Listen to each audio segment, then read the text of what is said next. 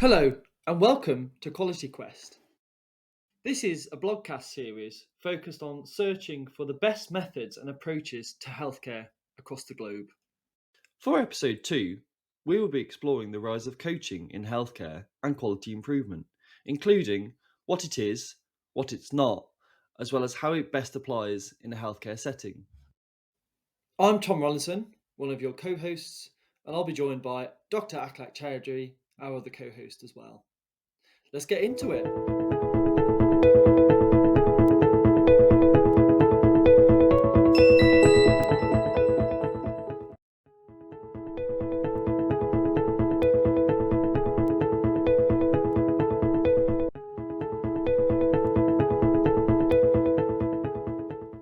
Welcome everyone. This is our second Quest for Quality, and today it's going to be Tom's turn, and he's going to be talking about all things coaching and what does it really mean in healthcare. Over to you, Tom. Lovely, thank you, Aklak.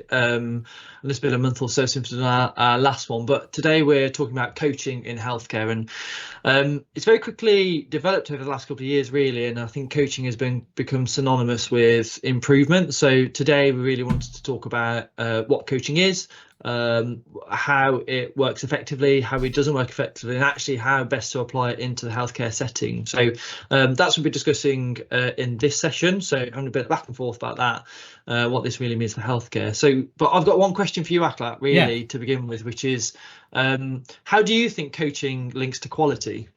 I think it's critical. People think that quality improvement is sometimes it feels a bit outcome focused. What is the end goal? Obviously, to improve patient experience, but that journey to getting to that requires individuals, and those individuals need to get better at quality. When we think about coaching, we're not coaching necessarily to improve the outcome measure.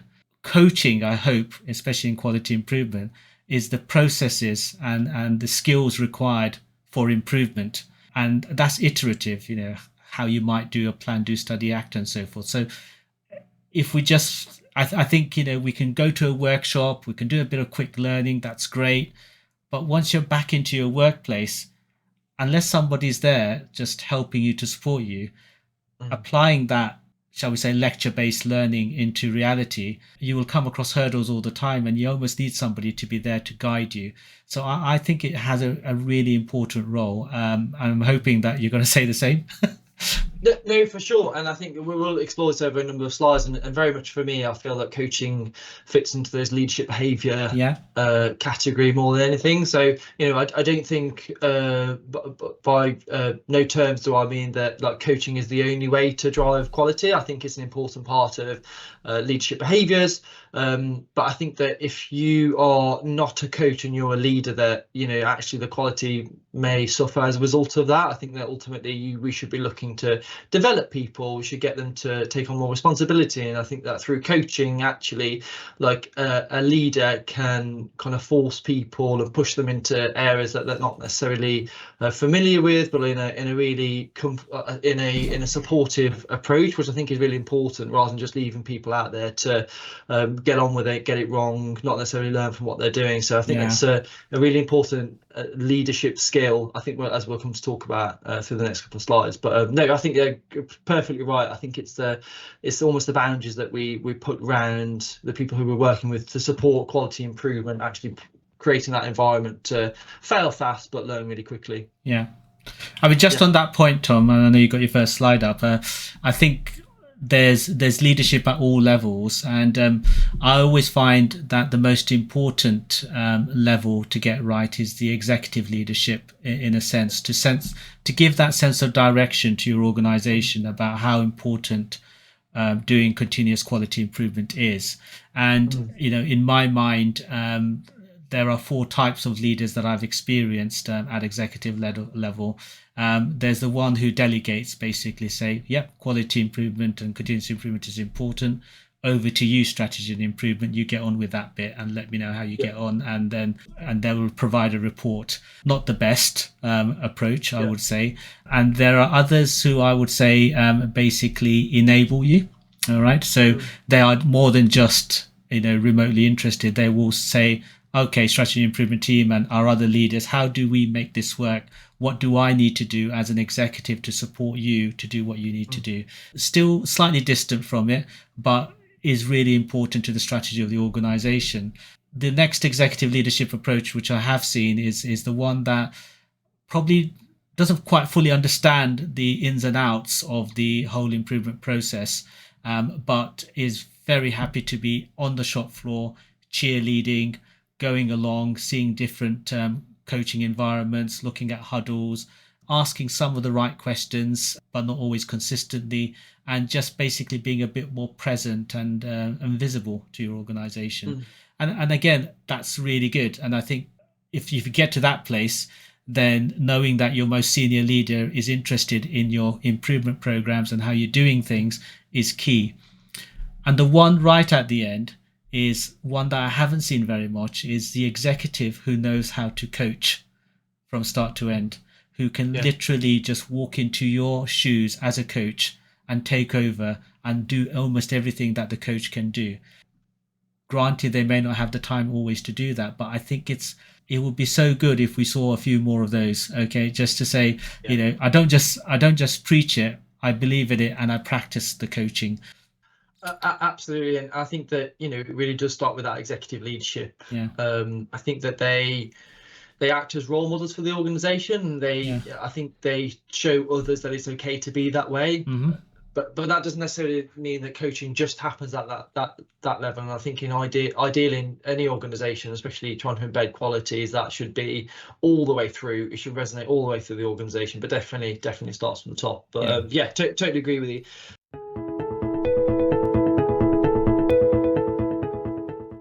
I suppose, Aklak, for those people who have heard coaching or may not be too familiar around it, what I have done is just kind of written a bit of I've captured the definition on what coaching is, and I suppose with the initial review that I did, that I found there were lots of different definitions, essentially 37 on the paper that I reviewed, which is tons, and I think that really shows how that's developing, and I think there's many more since then as well. Really, it's a couple of years ago now since this paper's been written, so I think it just shows really how rapidly emerging this space of coaching is, and how lots of different definitions, definitely not a consensus on these things. I've chosen this one just because I think it's quite nice and succinct, and I think that the way that we use coaching in healthcare organisations may be slightly different to this, but even so, I quite like this definition, which I'll just read out just for those who might be listening to this. So it's coaching is a professional relationship and interactive process between a coach and a client, designed to enhance the client's awareness, skills, and performance in both personal and professional aspects of their life. And the reason why I like that is that you can almost imagine what this would be in any field of work. I think that we're talking about healthcare here, but you can imagine it in the sports sector, in the business sector, in kind of fitness areas. It's one of those things that you can have a coach and they can look to improve things, whatever walk of life that you're from. But I think ultimately the importance is that you have a bipartite relationship between a coach and a person or a client, and I think ultimately it's unearthing areas which might be a struggle for them, in which they can start to improve in a particular direction, almost having an accountability partner with whatever they're trying to improve as well. So again, lots of different definitions of coaching, but I think this was a nice one, just a very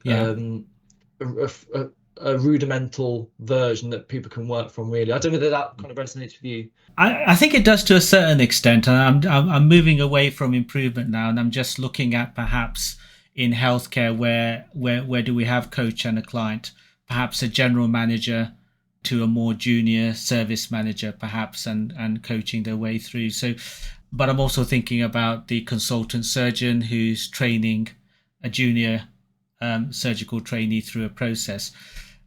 I think there's a lot of mixture between in healthcare about what we think are coaches and perhaps the other common term that sometimes uses mentorship. And for me, and I'm sure you're probably going to go into this a bit more, a coach is somebody who has something that is already kind of a fixed goal to work towards, an aim, that you're going to get better at a skill or something, and I'm going to help you to get to that point. And I'm looking at perhaps training portfolios. interestingly don't have one person coaching you through this. You have multiple people having input into your training. It's sometimes challenging to see that pure coaching definition in healthcare as it's explained here, purely because I think you don't have necessarily that one-to-one relationship for any period of time because of work shifts, because the consultant's doing something or the general manager's off on a meeting. You don't get that kind of apprenticeship type of model with coaching going on as much as we could do. Totally agree, and I think the reason why I've used this is it's quite generic in terms of what, because I think coaching is a very broad term. It's a bit like communication, it's a bit like leadership or teamwork. So I think it's important they have different flavors depending on where you are as well. I think it's you're absolutely right. I think it's often confused with different things such as mentoring or facilitating, and I'll go into that a little bit more shortly, because I've said the 37 different definitions of coaching, but there are a few different types as well. So in the paper I went through, there were 4, and I've kind of clubbed the last 2 together, but ultimately I've kind of got them as 3 distinct ones on screen here. So you've got one which probably people are quite familiar with, which is the executive coaching. I think that's the fancy one people always usually know, and that's usually when a client is looking to improve their leadership competencies, and that might be through 360 feedback, psychometric tests, but ultimately working with an objective coach to identify what areas they can improve. And you've already talked about certain types of leadership styles within the executives already, but I think that's one which is most common, or definitely one which is most talked about.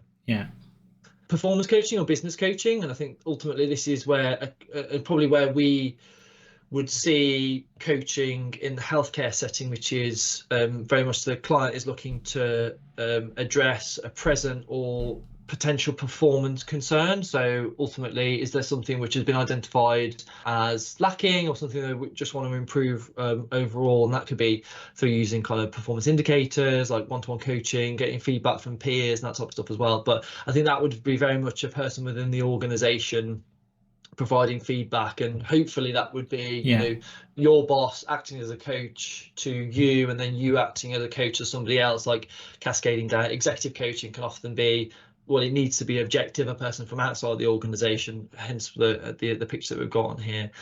And then life, career, 3rd generation coaching. So I will differentiate between those. So life and personal is sort of like attaining a personally desired outcome or objective. So where do you like goals? So what do you want to try to achieve in your general life? Whereas 3rd generation is kind of very much based on values and identity, but with both those things probably less work related. Like work will feed into that, but it's more about actually where do I want to go in the future with my career and how does with my lifestyle, and how does my career fit into that? So very much more values based, and could be within or outside an organization as well in terms of those individuals, but allows you to kind of set up the framework for how you want your life or to work, and then how your career facilitates that in the future as well. So a few different types of coaching, but very much I feel that the ones that we would experience within an improvement setting is that kind of performance or business coaching from that side of stuff. So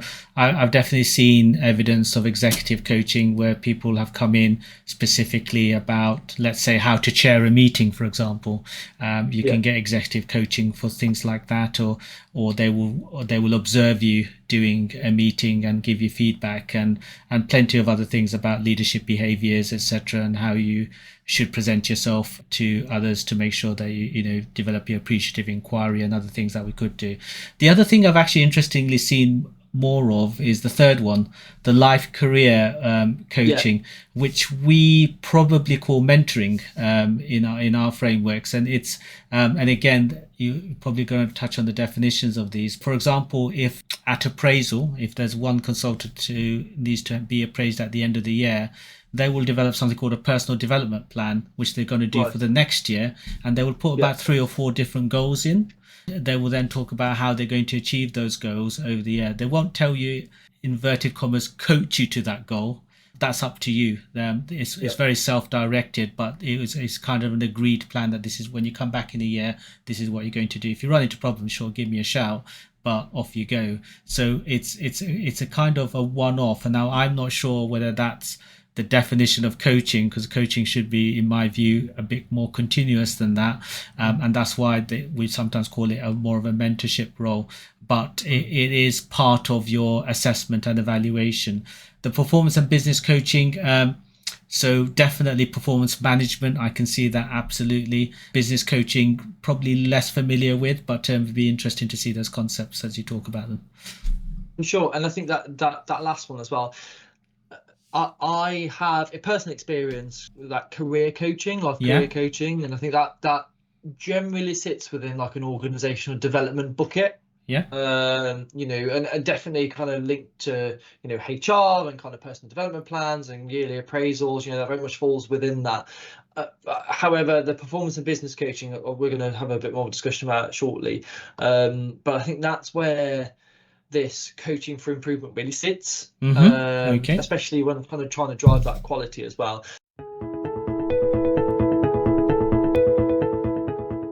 What coaching can often be confused with, and I think I won't go into all this here, but ultimately, there's a bit of a spectrum really on the type of support that a leader might provide to people within the organization. I think we go from kind of managing them, consulting with them, mentoring that we've already spoken about, facilitating and coaching. And to be honest, the main things that I wanted to focus on just for a couple of moments is just the difference between mentoring and coaching. Now, in my experience, how this has worked is that mentoring is very much about sharing knowledge and sort of like sharing anecdotes, almost telling a person how they could do something. Like that experience being vital there with, okay, well, I did this, this is something that you might do, supporting a network and whatever that might be, just to develop that person within that relationship, but is very much based on a level of expertise on whatever area that might be. So you mentioned consultant surgeon, so it would be, this is what you should do because I did this, or so on and so forth.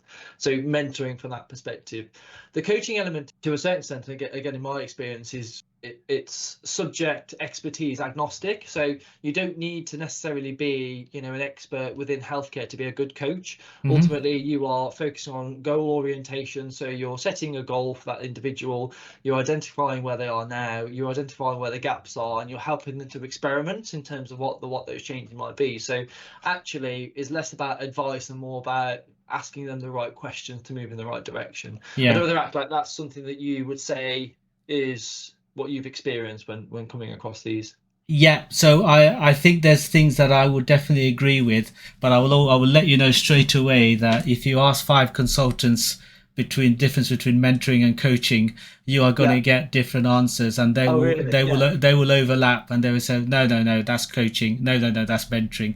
And I think so some of the things, for example, on this side, a strong emphasis on self-reflection and goal setting, you could say that that's also others might describe that within mentoring as well. And I think I think the one at the top for coaching, goal orientation, individual and team based, is something that I would definitely put in the coaching, that, you've got something to work towards, and I'm going to coach you towards that point.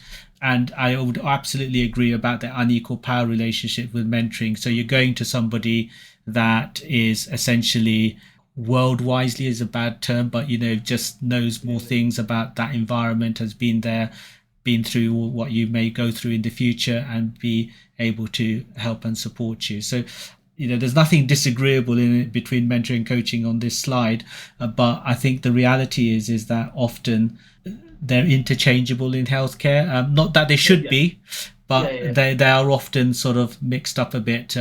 I would say that we need to do more of the coaching than we do currently. We do a lot more mentoring. When we look at goal focuses, we don't do that so well. And I think we do need a bit more of that specific coaching element in terms of those 5 points under coaching.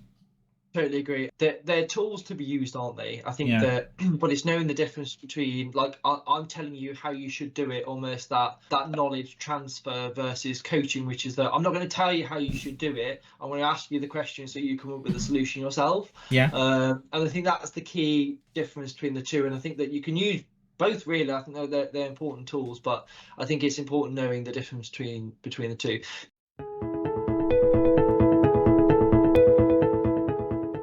next bit really was that we've spoken about leadership quite a lot here, and I think that what I said right at the start is that coaching is an important part of leadership, but it shouldn't be the be all and end all. And I very much believe that. I think that just what I've got on screen here, situational leadership, which is the sort of 4 quadrants, which is sort of what ideally a leader should move between in terms of the different state, depending on what the issues might be at the time. And I think that, absolutely really important. There are situations where like you need to be directive, in an emergency situation, actually you need to have somebody like ordering or offering out orders in terms of what needs to be done.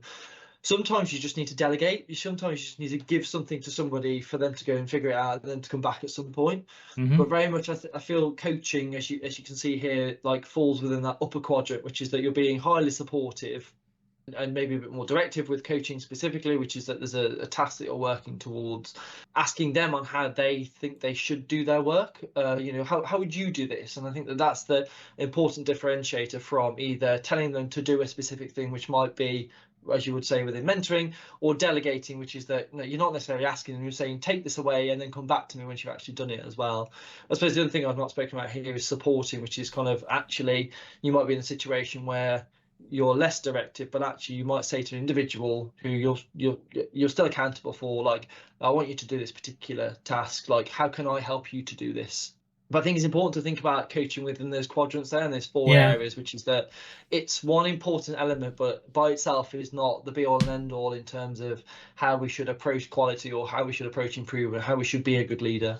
I think this is really helpful because we often do change which quadrant we are depending on the situation, but also I think we also change depending on the individual and where they are in relation to their learning. So I'm just thinking about concepts within psychological safety. So if you've got somebody who's new into the group that's just joined your team, they're going to spend a bit of time just getting busy, feeling included. Then they might go to the point where they're beginning to learn the ropes and so forth, and that's perhaps when you might use some of your supporting behavior at the beginning. Eventually they become more competent and they have the permission basically to become a bit more autonomous, and they're genuinely contributing by themselves with very little support. So you may be asking those individuals because of your relationship with them, and you may delegate and say, come back to me if you've got a problem, like you say. So it's almost there's a bit of transactional relationship with the individual as well, and where you think they are in terms of their journey. And sometimes the situational bits comes when you're directing, you've got a diktat from above telling you that we need this report by the end of the day. You don't really have time to do any of those things other than stay in the red quadrant and say, get me that report by the end of the day. So that's what you need to do, irrespective of where they are in their own personal learning and so forth. And so I think there is that situational bit is key, and an adaptive leader will recognize which of those squares they will fit into and not be stuck in one place all the time. It's lovely to be in the coaching session, but you run out of hours in the day. For sure. And I think that's the important thing, is that like it's an important element towards overall improvement and being a good leader. But I think by itself, doesn't always cut the mustard. I think it's an important tool. I think sometimes you do just, it's a JFDI, just get it done. I need you to go away and do this now and come back.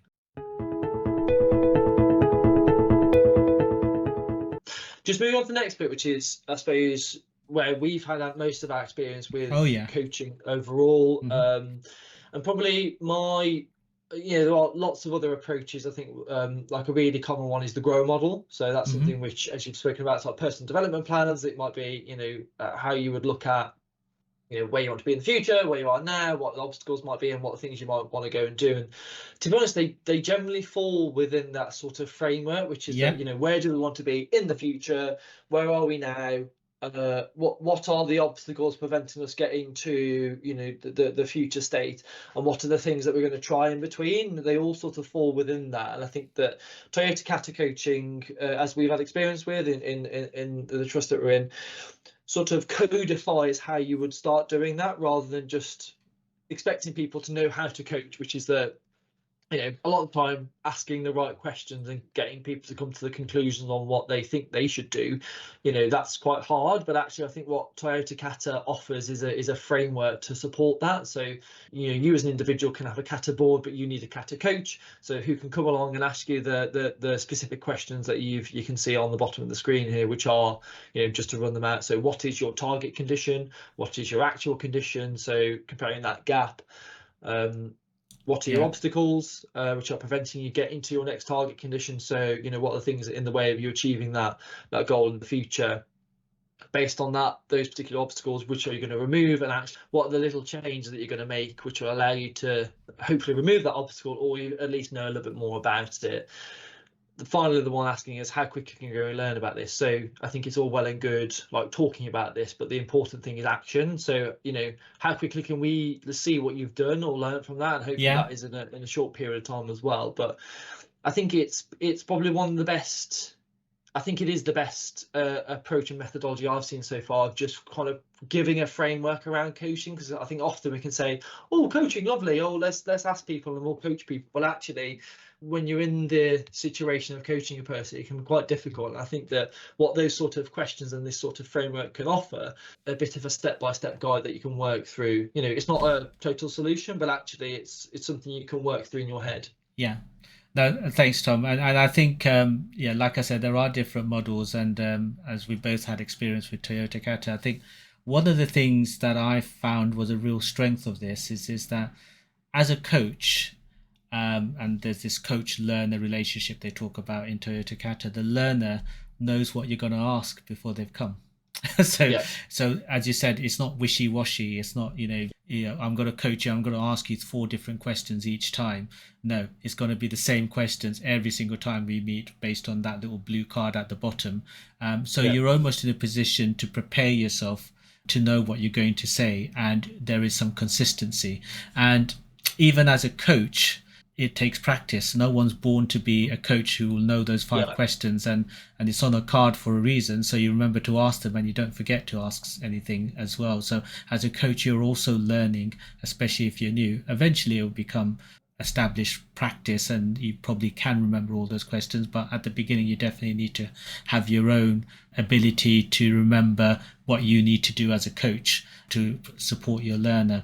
So I think it's really important. And what I found is that when you do this enough times, it changes your mindset, your personal mindset, and you start thinking this way irrespective of whatever you're trying to do, whether it's picking your kids up from school or just working out sometimes what you're going to eat for lunch, and how am I going to get to this place. Your mind kind of works in this kind of process where something that felt unnatural over time becomes a bit more natural. And it's quite powerful because it's generic enough to almost put any improvement program into this model. If you break it down, one obstacle at a time, one target condition at a time, go through it in increments, and eventually you'll get to where you want to go in terms of your direction or challenge.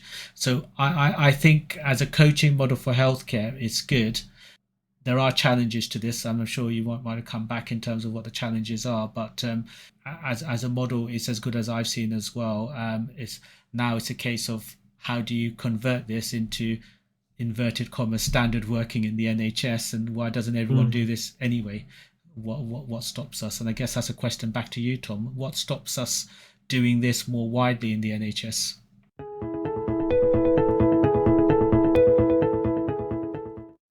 Well, you've almost preempted my last question, really, Aklak. So it's how should coaching be applied in healthcare? And I think that probably using like if we become a bit more agnostic rather than Kata, I think that a really good example then about how actually the more you do this, the more that you think differently. And I think that when you're in that trusted relationship with a coach as well, I think that what can sometimes happen is that you don't know that you're being coached, and you have all these like difficult questions coming at you, and sometimes it can feel a bit defensive. And definitely I've been on the end of coaching somebody like, and this was like in an agreement, but there's been almost a bit of angst in the opposite direction. When you're asking somebody a question and they don't know the answer to it, and that's fine. That's a really good position to be in. Somebody's that you've pushed them to a position where they don't actually know what the answer is.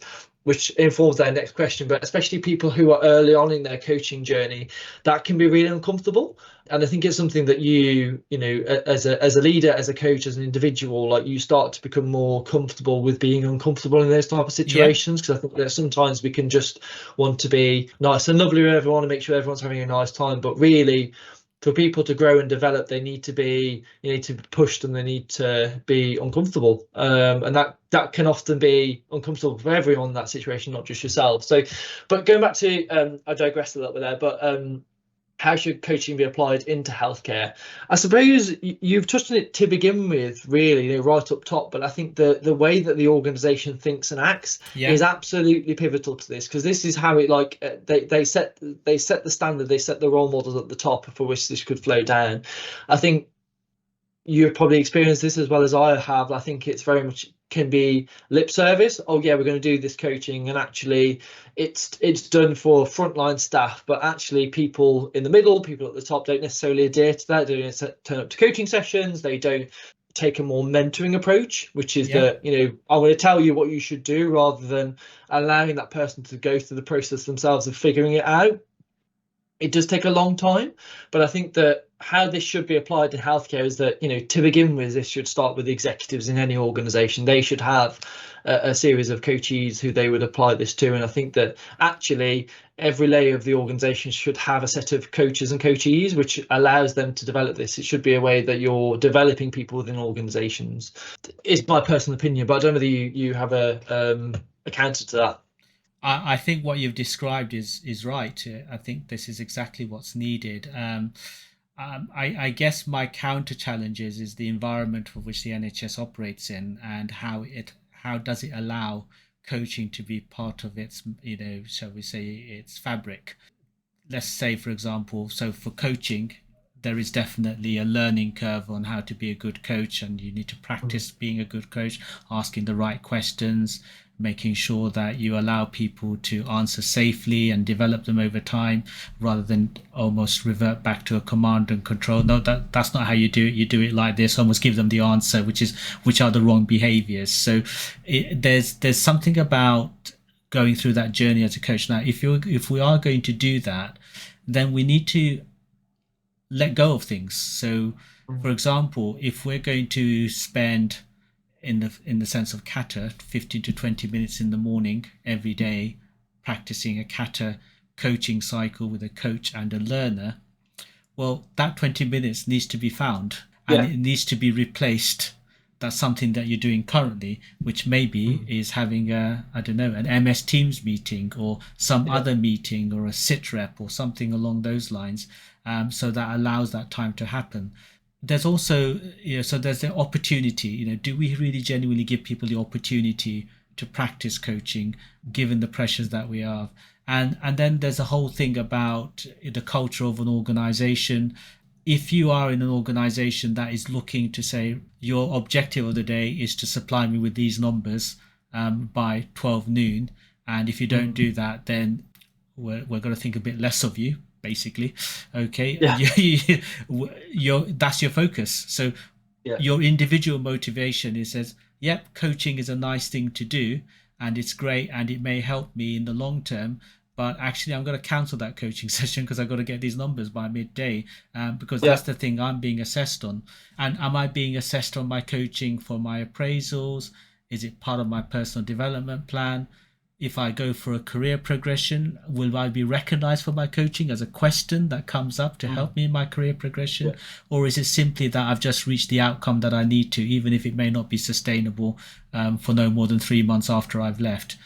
There's no doubt that I think coaching is central to the success of any organization, and coaching and learning go together. So, if you're not a learning organization, you're going to struggle to be a performing organization.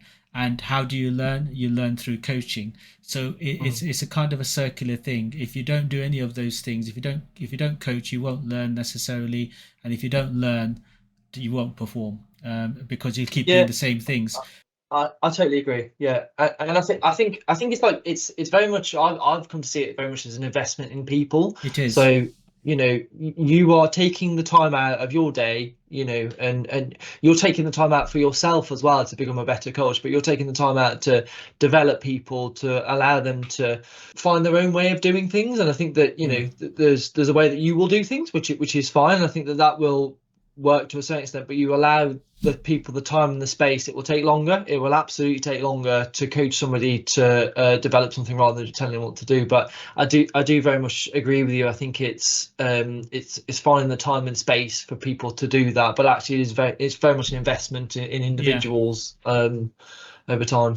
And I think although we talk a lot about bottom up approach, this one you have to absolutely have the permission and be part of the culture and the vision of the executive team to say we are a coaching organization and we're going to make sure that we will ensure that coaching happens at all levels, and this is part of your identity to be in this organization. If it's not, what you'll happen is that you'll have a few sort of green shoots, but they will be dampened down because no one's listening to you. You're kind of doing it in your own silo, saying, hey, this is great. Why isn't my organization coming to me and giving me a cheer on or being recognized for it? Well, actually, after a while, you're going to stop because no one else seems to be bothered. And I think I've seen that happen a few times. So if we are going to go for this coaching type model, it needs to be part of the identity of the organization and be understood that it's absolutely acceptable to give up your time for this because this is valuable time. Meeting the same people 4 times in a day is probably adds less value than a good coaching session. And then it's not just a few leaders that are developing this growth mindset. You'll have a huge army of people that are potentially future coaches if they're not doing it already and really have developed that improvement mindset. And I go back to this because what I've seen sometimes is, the away team coming into a place and doing a change, an improvement change in 5 days. And there's a lot of hustle and bustle, lots of noise, lots of pictures being taken and some progress and so forth, and a few outcomes that have got better. And then they go. When you go back to the home team and they say, that was all great, but actually half of us stopped doing our regular jobs to help them. And I don't know what to do now because they've now left and I'm not quite sure how to approach this because the focus was on the outcome, not on the person.